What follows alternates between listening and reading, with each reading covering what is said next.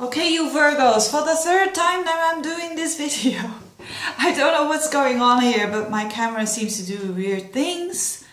But third time is the best time, isn't it? So I don't even dare to maneuver too much when it comes to the camera. I hope it will go straight away now. Now Virgos, welcome to this video for April. For you for 2016, and look at those beautiful flowers there. I got them from a Virgo friend, and they're standing there already for a whole week. Can't even believe it. But anyway, so what is going on this month? I'm going to do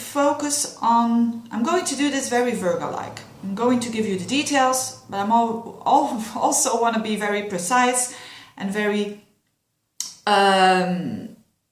consequentially saying the things that do matter.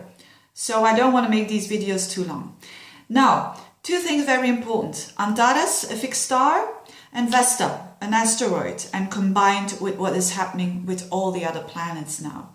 Now, the thing is, very interesting for you, is that Mars goes backwards, so retrograde from the 18th, as in your deepest position of your chart, which is your roots, you could say, your roots, your family, your home, relatives, your core identity.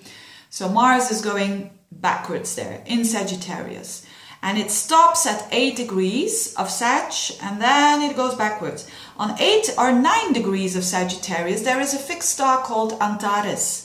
And this is so significant when this Mars goes almost, so from 1 degree, and then it goes backwards. Now Antares, what is this all about? This is a fixed star that is all about courage, at the most positive. At the negative it is war, but at the most positive it is courage, it is strategic ability, it is broad-mindedness, it conveys mental alertness. So these are a bit Virgo traits, aren't they?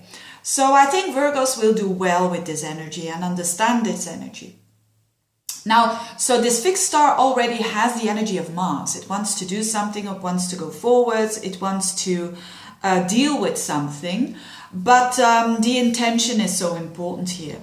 So for everyone, and for you in particular, it's about you, it's about your core identity, and it's about your desires, what you want, where do you want to go, and when it's in Sagittarius, it is all about what does my higher self want, or what does God want from me, or what does the universe want from me. You know, it's either, it depends if you believe in God or not, but it's about you getting in line with the divine, getting in line with at least your higher self. Because if you would be very egocentric, which is not a typical trait of a Virgo, but you know, if that would be the case, it will backfire. Why is that? Because this Mars is in Sagittarius, and Sagittarius is, so Mars, which is the drive, is in the sign of Sagittarius, and Sagittarius is all about, I do this for the ideal. I do something for the ideal. I do it not for myself, but I do it for the ideal. Mars also squares very loose, but almost exact Neptune. Same energy. Do it not only for yourself, but do it for the higher purpose, you could say, of life in general. So when you apply this on the area of life for the Virgo, this is about your family. This is about what you want to do at home. This is about, do you want to make changes at your home? Do you want to relocate? And if so, do the correct planning, you know, with that fixed star there. Do it with a strategy as you are used to, because you are a Virgo. The thing about Virgos is that they're quite strategic. They're not going to do something without caution, unless they have, of course, other energies in their natal chart. But in general, Virgo is it's cautious. It wants to be sure before it does something.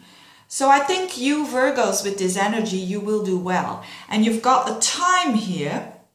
So if you would say, I want to start something new that considers your home, that considers renovation, that considers changes in the home, that considers your relationships with certain relatives, it can be a bit of a friction there. But the thing is that you can change. You can make changes there. And will you see them directly in April? No. The time will be around August, September. Then you will see the changes. So if you want to do some changes and some big decisions, considering those areas that I just mentioned, the best thing to change, to really do it, is around August and September and onwards. And before that, so which is now, like April for instance, is to do the preparation, to do the research, to take the broader perspective, so you can see all the levels. So maybe you want to relocate for instance, then you say where? Maybe there? No, I don't think so. Maybe there. And you kind of, when so many planets go retrograde, it's a good time to, what do I want? What don't I want? This is what Mars retrograde is all about. And it's actually, in my experience, Mars retrogrades are you could say, when you see a Mars retrograde going on, it shows that some area of life will get a big focus. So as with you, with the family and home and so on. So it could also mean that if you have been wanting to work from home for a long time, maybe now you're implementing it, or you're doing the things so that you can implement it around August, September time. Could be the case as well. So there's a lot of energy going to, or working a lot home, redoing things home. That also it can mean that things that are not working in the home, that you change them or you try to fix them, and it takes a bit of time. So so it demands caution, it demands strategy, and it demands patience. And I think these are the traits of a Virgo in general, of course. So I think you will do well with that, and you will see the fruits later on in August. Another thing that is interesting is Mercury, your ruler. Mercury, your ruler, is and normally I don't talk that much about asteroids, but now I do, because again there's a conjunction going on with your ruler Mercury. Mercury and Vesta are traveling together through the sign of Taurus the whole month, and then at the end of the month, the 29th, Mercury goes retrograde. So Virgos will feel this very much, that again there is some slowing down of your mind, and but it's with Vesta. And what is Vesta all about? And it's in your 9th house, in Taurus, which is a fellow earth sign. So this is good. And it's not receiving the worst transits ever. Like with the Mercury in Capricorn, it was having energy from Pluto, from Uranus. That was all a bit more wilder, you could say.